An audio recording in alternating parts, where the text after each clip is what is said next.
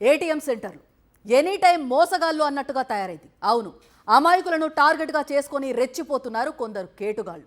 సాయం చేస్తున్నట్టు నటిస్తూ ఏమారుస్తున్నారు, మాటల్లో పెట్టి మోసాలకు తెగబడుతున్నారు.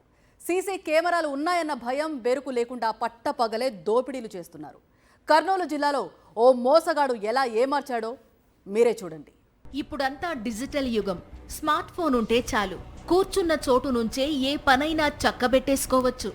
కన్ను మూసి తెరిచేలోగా లక్షలు కోట్ల రూపాయలను ఎంత దూరంలో ఉన్న వ్యక్తికైనా పంపేసుకోవచ్చు.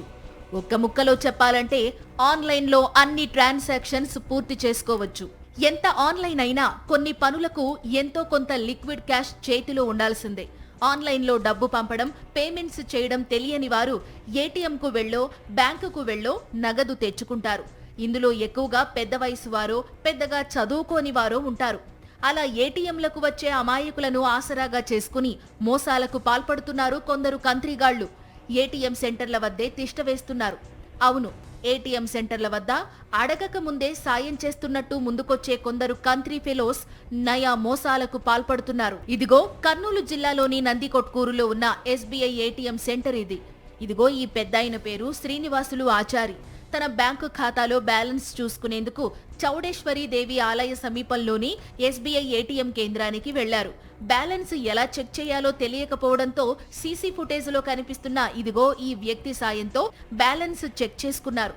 శ్రీనివాసులు ఖాతాల్లో వేలల్లో డబ్బులు ఉన్నట్టు గమనించిన ఈ కేటుగాడు ఆయనను మాటల్లో పెట్టి ఏటీఎం కార్డును మార్చేశాడు.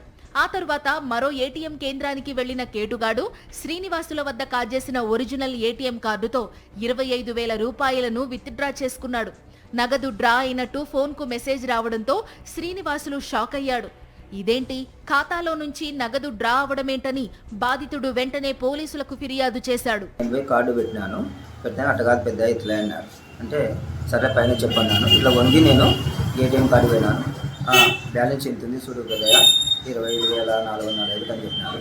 అది మెసేజ్ వచ్చినట్టుని ఇట్లా మెసేజ్ చేసే లోపల ఆ యొక్క ఏటీఎం కార్డును పీకి ఆయన చేతిలో ఉండే కార్డుని దాంట్లో పెట్టినాడు.